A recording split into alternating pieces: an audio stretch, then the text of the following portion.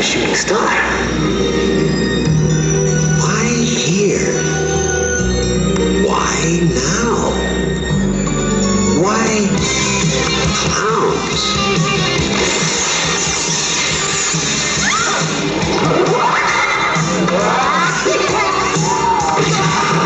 They've been knocking dead all over the universe. What are you gonna do? Knock my block off?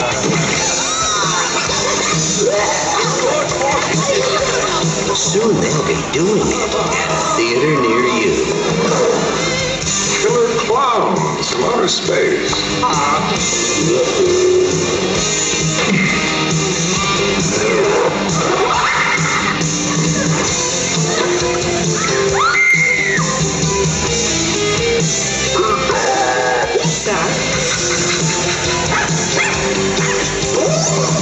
Maybe they're just cruising through the galaxy. A stock kid for a bite to eat. You ain't a police pal, you need a psychiatrist.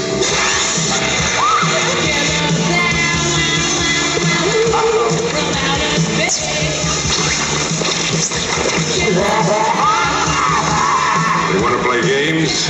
You're messing with the wrong guy. What are you in for? Killer clowns from outer space. It's crazy. Good afternoon, ladies and gentlemen. Are you guys ready for the Killer Clowns? Woo! I'm not gonna waste any time. I want to introduce you the Chiodo brothers, Stephen, Charlie, and Edward.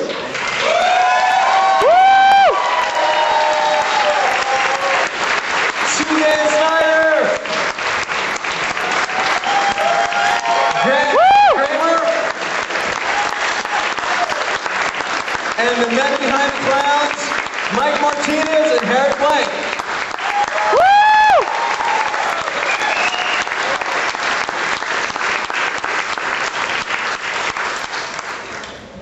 Gentlemen, ladies, gentlemen, everyone, I want to welcome you to Spooky Empire.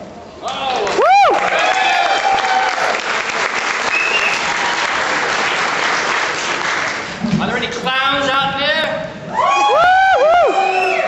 Oh my God, I see some red noses. All right. Well, this is great. I really want to thank Pete and Sean for organizing this, getting the cast together for the very first time in what, 25 years? Over that. Let's hear it for those guys, all right?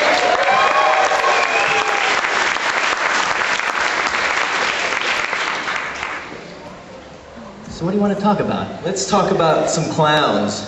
You guys ready to talk about some clowns? Yeah! All right. I know we have an eager crowd here. They've been waiting all weekend to find out about the movie, find out about you guys and what you've been up to and everything else. And the floor is open for questions. Anybody who's willing to ask questions, and we'll take it from there. Stand up, sir. I have a question. Why did you choose clowns as the aliens? That's a good question. That is a good question. I guess it really started off, the whole concept came about by me trying to imagine the most frightening image I could think of. And for me, it was driving down a lonely mountain road and having a car pass me. When I looked to the side to see who was driving, it was a clown. I mean, a clown being in a place where he shouldn't be is scary. I mean, it's probably up to no good. And then Charlie took that idea, and I figured, I asked Stephen, well, what if you looked and the clown wasn't in a car?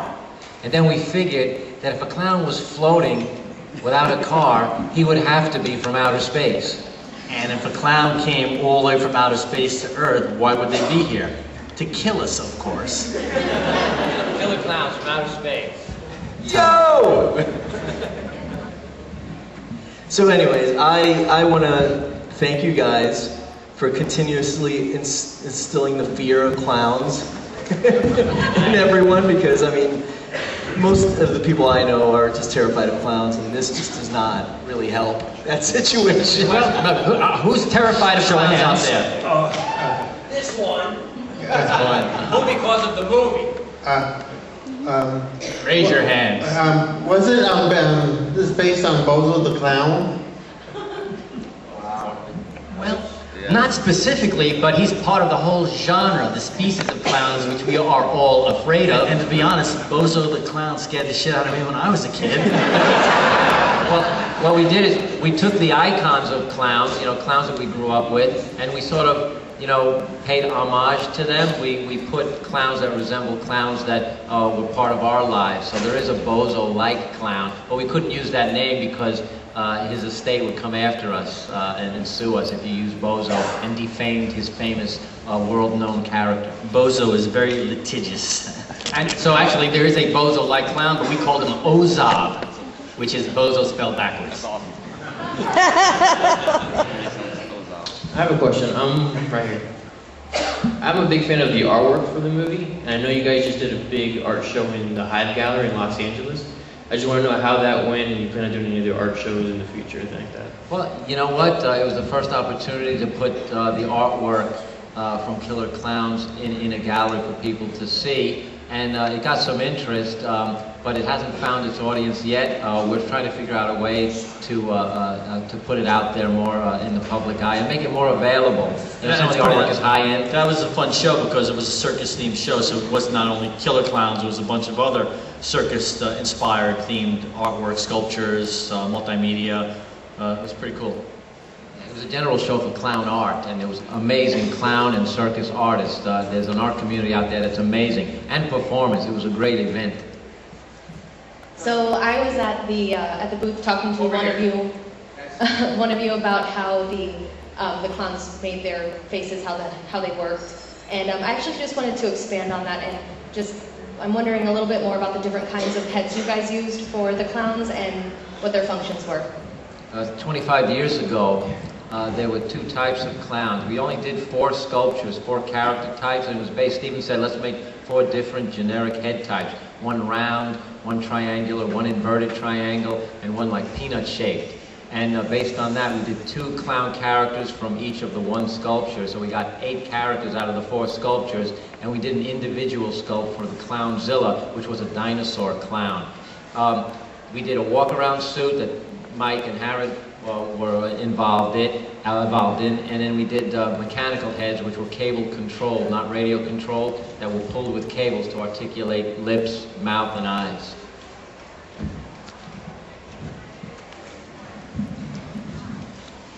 It was such a unique movie. Have you thought about doing a second one? It's never crossed our mind. We've been thinking about it for 25 years. How about that, Grant? We've been obsessing about it, I would say, more than thinking about it.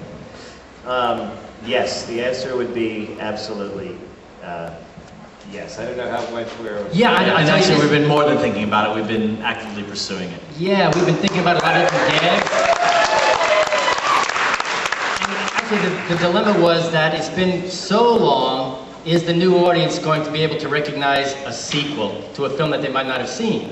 So we thought, well, let's do a remake, like a whole new concept. But then we thought, no, a lot of the fans wouldn't like that. So we are contemplating a requel. Elements of a remake, but it's also a sequel. It's also going to be a trilogy in 4 parts. The cool thing about it is they requested, and it's a perfect movie for this kind of an idea, they want it in 3D, so Killer Klowns, the perfect 3D movie. It's not found a difficulty factor, but we'll sort of be obligated to do it, and I think, you all will enjoy it. We've been thinking about clowns for 25 years. We have 25 years worth of clown ideas rolled into one. We have 10 movies that we could do. We're trying to hone it down to 1 and maybe do a series. There's going to be a lot of surprises, a lot of reinvention. We want to make it a film that's worth 25 years of waiting for. And things that you guys like in the first one, we'll revisit and add maybe a little twist to it. Did anybody here see Avatar? Yes. Yeah. Well, you know the 3D in Avatar? Mm-hmm. This isn't it. Do you remember the Three Stooges? They're 3D? It's all like that. It's in your face Like 3D. that wonderful, subtle, like it all takes place in the background and just creates this sense of the world. Well, we don't want to do that. We want this to be kind of old-fashioned, jumping at you. popcorn and in your face. Really fun. We want you to feel like it's all happening right in your lap. So that's the kind of really, we want this to be the most fun 3D movie ever made. I wish that the people we were speaking to when we were pitching Killer Klowns for the last 10 years were here and they could see you. You know, we told them the 4 and 5 star reviews, we filled a loose leaf book with it. We filled, you know, the reviews that you fans have given of Killer Klowns from Outer Space, that thick. And the guys across the table don't get it. Finally, we think we have someone who might get it. But if they came here and went to Comic-Con, they would see how popular the film after 25 years still is. I mean, the truth of the matter is that, at least from my perception, I've never seen a film really before or after like Killer Klowns. Has anybody else here? I mean, it's you know, when you try to explain to people what it is you really have to have them see it because it's its own unique animal. And Hollywood executives tend to like to be able to look up on the shelf and say, oh really? It's that bottle with that label on it. And we don't fit into those bottles and labels. And so it's taken, you know, really a long time and a lot of perseverance and hard work and building it piece by piece by piece by piece. And we're really like kind of right there at the very, very last piece, knock on wood.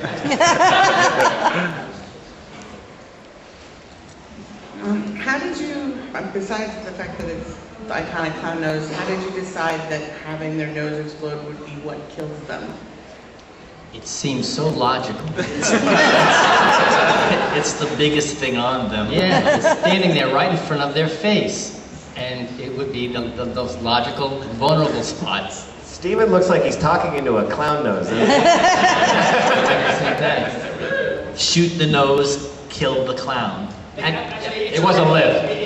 It's a riff on the zombies. In fact, everything in the movie is a riff off of the movies that we loved as kids. So how do you kill a zombie? Shoot the brains, kill a zombie? Same idea. So we kind of twisted around and made it a clown gag. You might be able to hurt them if you stepped on their feet, right? Because that was the other obvious with their big shoes. In fact, that was a funny thing. Some of our stunt people and performers were having trouble navigating around in the shoes. Why don't you tell some stories about that one, Mike? Well, I remember when we first went to do the test for the costumes to figure out how we could move in it, and we put the shoes on. Nobody told them that I was actually going to be putting the shoes on, and my socks got glued into the shoes, if you remember that. But the hard part was the fact that it took a while to learn how to move in them. You had to really pick your legs up, get your feet high, turn your toes out when you ran. Yeah, almost like you were wearing scuba shoes, but then they say, okay, now run over here. But hopefully on the next one we can improve that a little bit. Tell us how comfortable it is in the suit. Oh, it was quite comfortable. The first one in the when I did the bit next to the car, smashing into the car, it took them about 3 hours to put me into the thing. And by that time, we were pretty much ready for lunch. So we they had to run the wires down for the headlights on my feet, run wires to put the switches on my hands so I could control the thing up and back and side to side. And then they had to stitch the suit around me, put the head on, and it was quite comfortable. We all went to lunch and left Mike in the car. Harrod also had some clown stories. Yeah, I remember the scene in the elevator. I come out with the popcorn gun.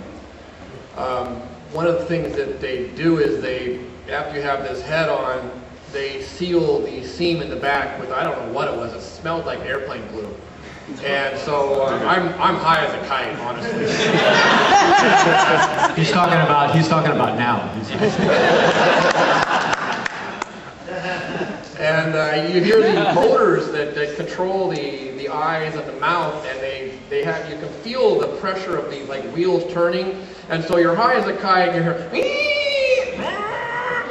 action, and you're like, and you come out. I came out of the elevator with the popcorn gun, and my feet are already big, but having size, I don't know what they were, 30 or 40 size clown shoes, and I come out the elevator and he wanted me to do a Rambo, right? So I whipped the gun around and I didn't know there was a ditch next to the chute, and my foot got caught in the ditch. I almost broke my leg, but we got the shot. And you look good. Well, I wanted to know, how Suzanne reacted, as an actress, having to respond and react to something as silly as clowns attacking her in a bathroom after a shower. The longest shower in Is he allowed to ask questions? I was wondering if we're going to get a Blu-ray release of the movie. Not for me. You know what? I'm sure that it'll eventually get released on Blu-ray. Right now, probably the most lost studio in Hollywood is MGM Studios. And if anybody ever reads the paper, they're always on the block trying to be sold, trying to do this, new owners, new this, new that. And they're the ones that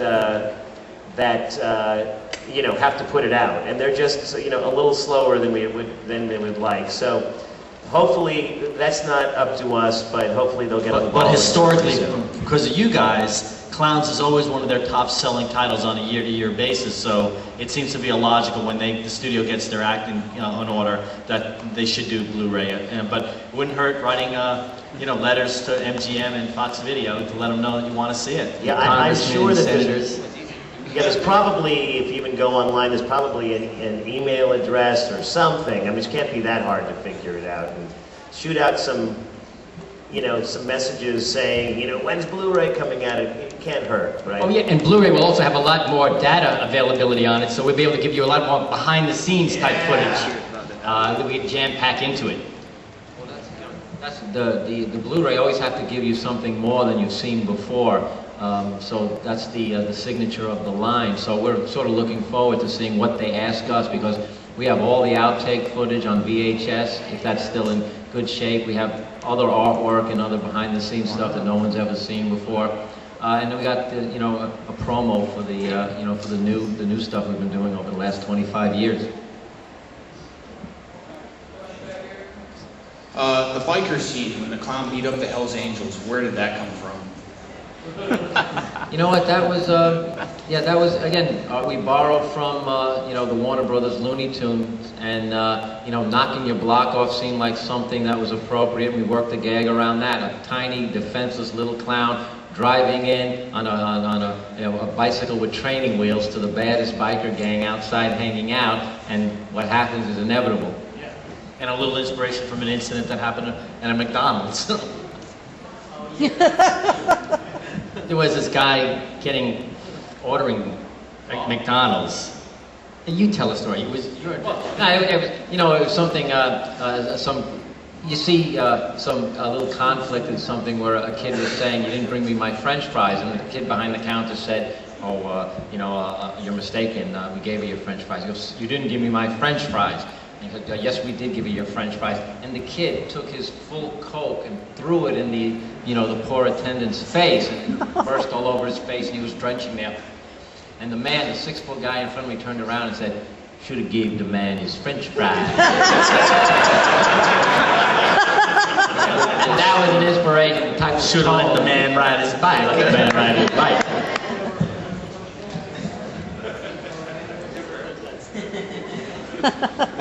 Now let me ask you, the movie had a very iconic theme song by the Dickies. I'm a huge fan of the Dickies. How did they become involved with the project? That was a surprise.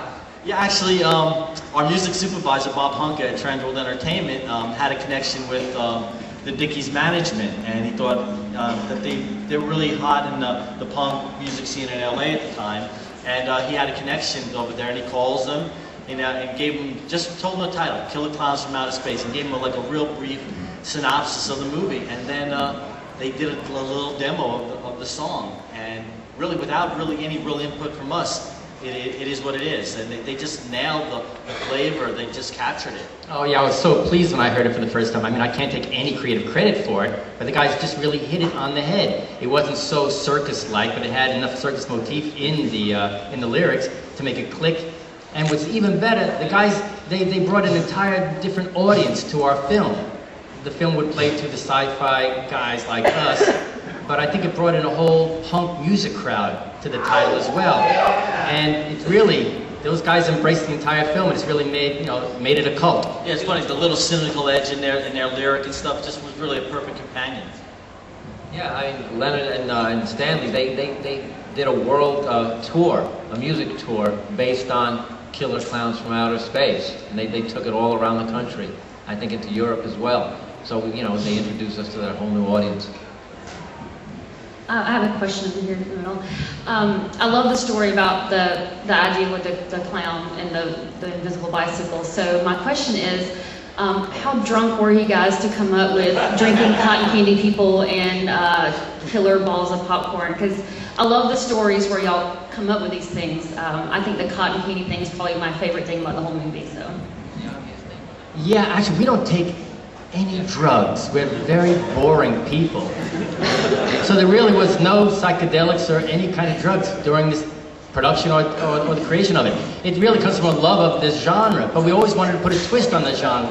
We love monster movies, we love sci-fi, but to remake those as they were isn't interesting to us. So we took the creative mix. We said, let's take a classic sci-fi and mix it with something really weird. Yeah, so the cotton candy cocoons, I mean, part of the riff was, when getting to circus motif, you've got popcorn, you've got balloons, got cotton candy, obviously. And then another favorite film of ours is the Invasion of the Body Snatchers, the pods. Yeah, Invasion of the Body Snatchers, the thing, the beast from the haunted cave. This spider thing wrapped you up in a cocoon and then came back and sucked the blood out of you. And again, it's just recycling the stuff that scared us as kids. So we put a clown motif. They wrap you in cotton candy and then they suck the juice out of you.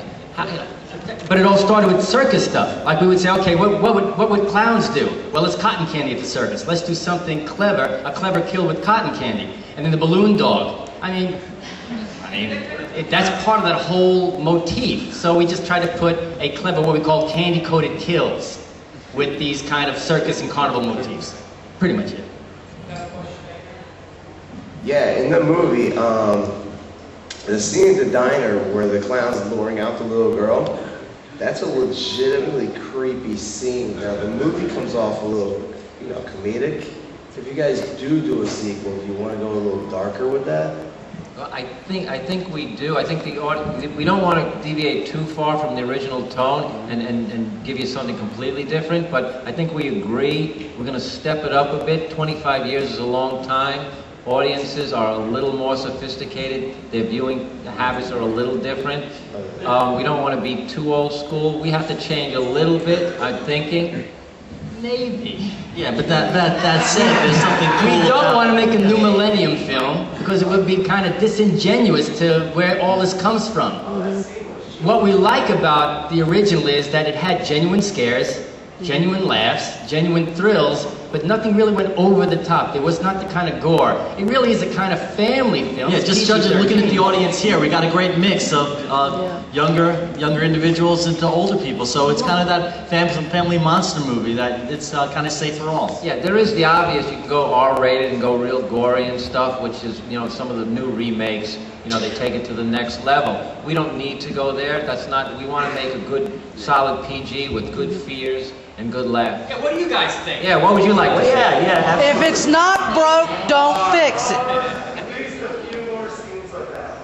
Yeah. That's it. We're going to balance it a little more. We would go for that too. Getting those suspenseful moments, the ups and the downs. And I tell you, when you get the audience really kind of in that suspenseful mode, and then you throw in one little laugh, it just amplifies it. So I think we will play with that kind of up and down a lot more. I got a personal question real quick. Have any of you guys in the last 25 years just said, what the heck, and went out on Halloween dressed as one of the clowns just for giggles? I know you guys were saying that the costumes weren't all that comfortable in general, but just for giggles, you know, go out as I think we've all gone out in some clown variety at some point.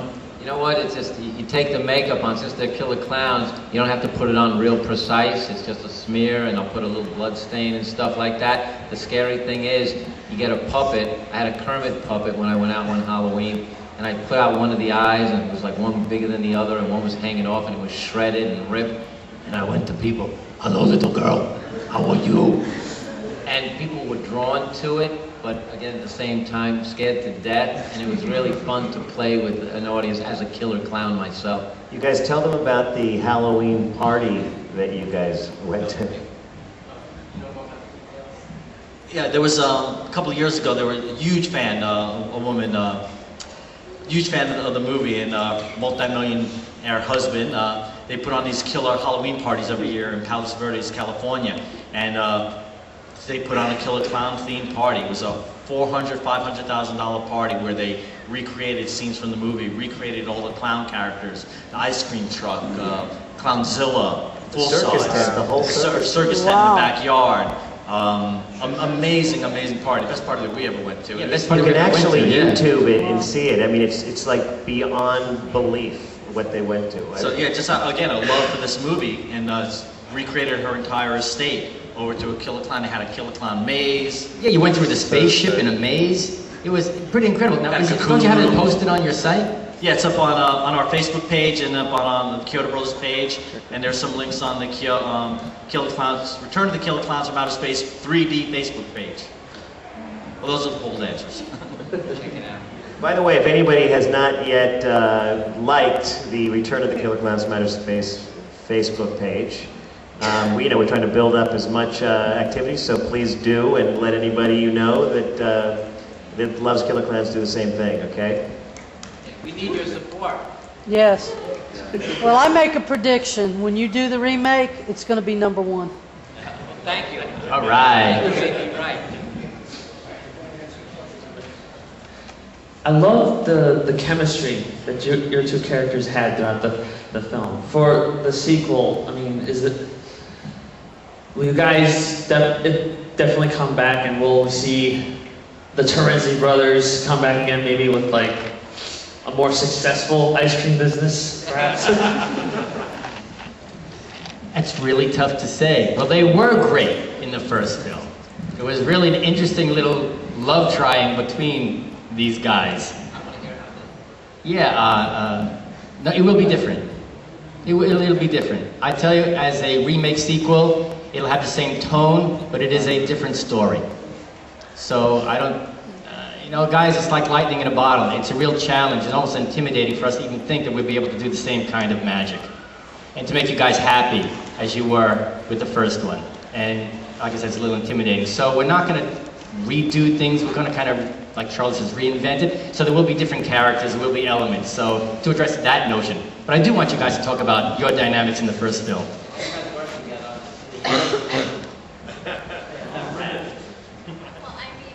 Look at Grant, he's gorgeous, right? It's not too hard to enjoy Look who's hanging out talking. with him. Yeah, we want them in the second So one. funny, so it was great. They can come back as parents. What was really kind of funny, Suzanne and I were laughing about this earlier, but there was actually a little aspect of that love triangle, because we were joking because we got there about a week ahead of time so we could get used to. We were shooting up in Santa Cruz, California, and so we got there about a week ahead of time so we could have some rehearsals and find where we were going to be staying and all that kind of thing. And it was about a few days before we were getting ready to go to start shooting the movie. And the three of us, John Allen Nelson, who was playing Dave, and the two of us, we all decided to go to a movie.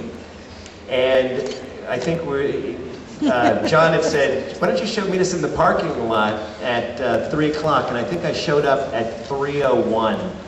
And I started walking towards the car, and he reached out and said, "You're late!" Stepped on the gas and burned up. I was standing there like this, and I went, "Okay, I guess this is on." I can stop him. We were gone. I was like, what are you doing? Yeah, we just... That's news to me. And that was the tension on the set. Right. So there always was this little bit of tension going on in, kind of, the little fight over Suzanne.